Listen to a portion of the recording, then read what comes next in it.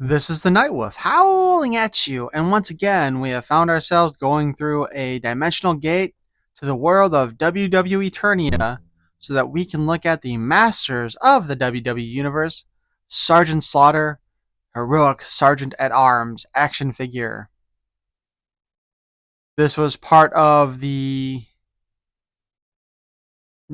next to last wave of toys for this line, which is very sad.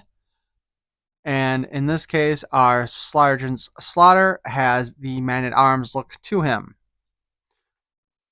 If we turn it around on the back, we get to see that once again, Walmart finds a way to ruin their collectibles before sending them out with a big-ass sticker that is absolute nonsense. We also see Sarge and Rey Mysterio there. And this mentions it includes the collector's sheet, which, of course, as we learned with the Bret Hart figure, that there is no comic inside of it. A 10 hut! When the WWEternia superstar backs are against the wall and the battle seems lost, only Sergeant Slaughter can rally the troops to fight until the bitter end. We have the weapon he comes with is called the Mace of Maggot Slaying, and of course he can twist into powerful battle positions. Part of his wave was Bret Hitman Hart, Andre the Giant, the Junkyard Dog, and of course himself. And I can't really read what's on there because, again, the stupid sticker that Walmart decided to slap on their collectible action figure before sending it out.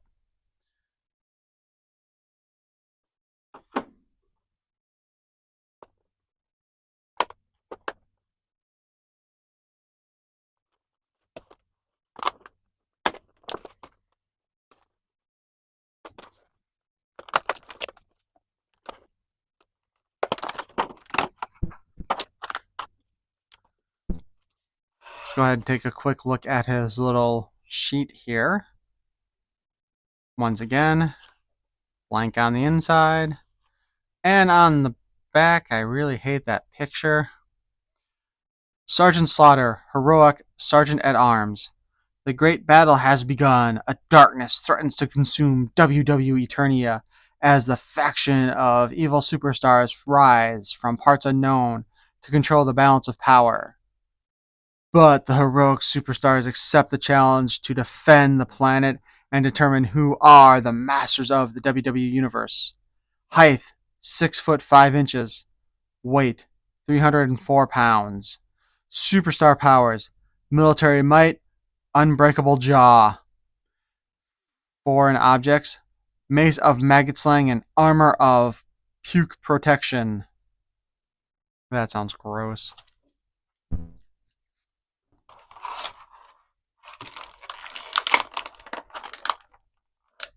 I find that a little funny.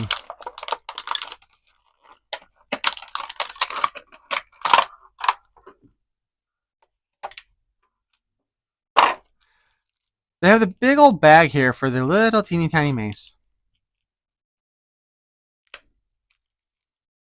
Watch me cut myself.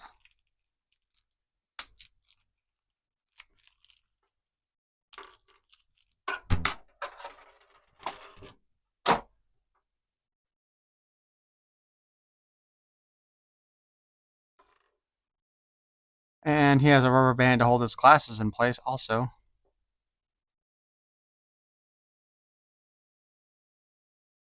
Ugh. Now, that's an interesting looking paint job right there.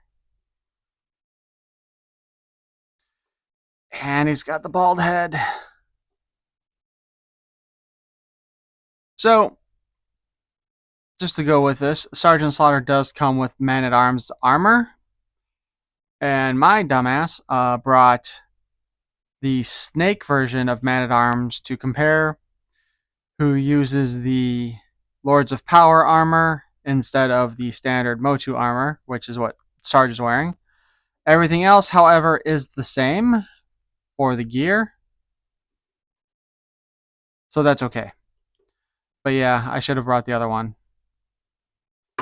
And of course, he does use the same weapon as the Masters of the Universe version, or the Origins version, I should say, where we've seen the classic mace used with a lot of the other figures. So, we can raise his head up so we can actually see his full face if we want. Articulation wise, and we'll deal with the hat later. He does have a ball joint at the head, so he can spin that all around. Look down, look up slightly. Look a little longingly off to the side. Arm hinges up and down, and we can spin it around. And he just misses ramming his own head. Like most Origins figures, he has a hinge at the elbow with a pin so we can spin it. But we do get a less than 90-degree angle at that elbow joint. Standard WWEuniverse diaper. We can spin him around. We can kick up yay far. We can kick back yay far. We can kick out again. We can get that nice, like almost kick somebody in the chest, possibly the throat. Knee bends at a little less than 90 degrees also. And there's a pin in there. But wait, there's more. We do have the spin at the boot cut. And we have the hinge and pivot at the foot. Because Sarge here is wearing the basic WWE Universe boots for the male figures. And if we go ahead and decide to take his armor off. Ooh. That looked like some of the... like it almost glued itself on there when it was packed.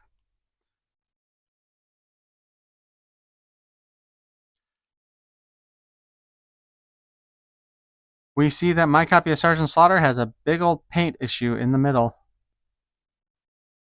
That makes me sad. Not that I'm likely to display him without the armor on there, but that's still kind of annoying. And I don't know, is that... I can't tell if this is paint that got... Well, let's pop his head off here. Alright, so it looks like he may be molded in green plastic. So that's probably some flesh tone paint that came off from here. I mean, they did a really bad job painting this figure specifically. Like, even at the cracks and seams here, it looks bad. The problem being... well, or maybe it started out black. Or is it both? No, it can't be both.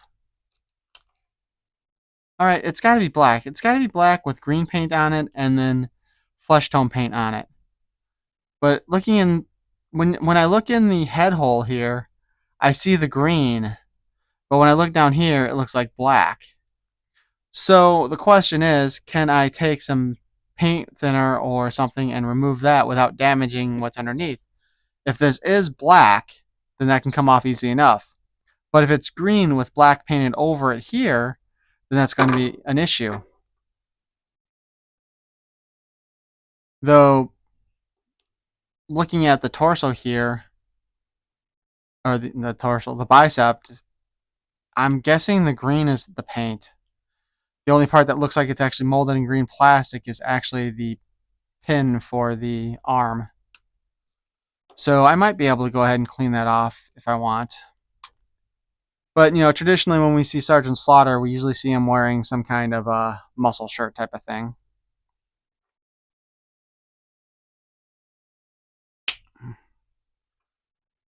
Along with his mace of maggots.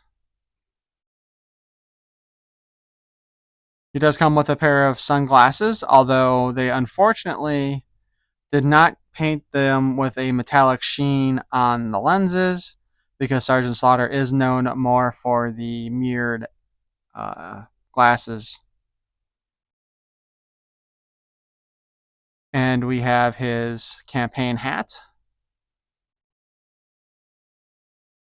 which has been done in green. I might have to keep that rubber band that they had on his head just to keep the glasses on for my display, because those look like they just want to pop off. For a bit of a comparison, we do have the G.I. Joe classified Sergeant Slaughter. They both look pretty angry. The hats are both molded in different colors, but again, we get back to that kind of plain ordinary shirt or muscle shirt. And then he's wearing a t-shirt underneath. He's not. And he's got all black for his pants. I mean, not that there's much of a comparison between, Motu and G.I. Joe that way. However, that does mean that Sergeant Slaughter may be the only character who exists in both the G.I. Joe universe and the Masters of the universe at the same time. Sergeant Slaughter, of course, was born as Robert Rudolph Remus on August 27th, 1948. That makes him like almost 80 years old right now. He is a voice actor and a retired professional wrestler, and he is an ambassador for the WWE. He started, it looks like, in the early 70s and was inducted in the Hall of Fame as part of the class of 2004. He is, of course, known for his dark sunglasses and campaign hat and his Vietnam War era military fatigues. And, of course, as we all know, again, he is a G.I. Joe character as well. The gimmick that Sergeant Slaughter uses is that he is a former U.S. Marine who fought in the Vietnam War. Ironically, he never actually served in the military and had received several draft deferments and even opposed the war, often protesting and demonstrating within the anti-war movement. This caused controversy at times because he talked about military service while seeming to be speaking as himself and not in the character. This has led to accusations of stolen valor. Some of his other ring names have been Bob Remus, Bob Slaughter, the Executioner, Super Destroyer Mark II, and Matt Burns. Not sure where the Matt Burns name comes from. If anybody knows that, please feel free to comment about that. Sergeant Slaughter is actually one of only a handful of people who are real life people who have been part of the G.I. Joe team, including William the Refrigerator Perry, who had been part of the Chicago Bears team in the 80s, I believe, when they won the Super Bowl. If you look online, you can find the Super Bowl shuffle that they did, which is funny and very cringeworthy when you watch it. Also, surprisingly enough, and I didn't know this until I saw this, was that Roddy Piper actually has a G.I. Joe figure as well. I believe it was in 2007. Much like Sergeant Slaughter is a trainer for the Joes, Piper was a trainer for the Iron Grenadiers. And I hope they make that figure in the Classified series, because that would be awesome. And astronaut Buzz Aldrin has a figure in G.I. Joe. There may be more, but those are the ones that I saw listed. So, our Sergeant Slaughter here has had a lot of background. And maybe what we should do as a treat for our wrestling match here is have Sarge go up against Sarge. Classified version versus Masters Universe version. So let's go ahead and get the show going. And now for our main event, we have Sergeant Slaughter from the WWEuniverse versus Sergeant Slaughter from the G.I. Joe Classified universe in a head-to-head battle to see which line is the best.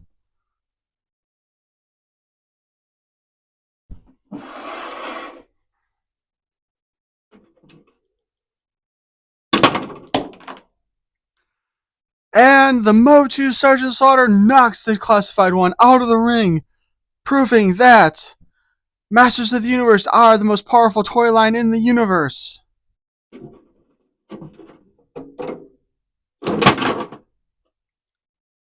Please feel free to like, comment, and subscribe. Peace and love.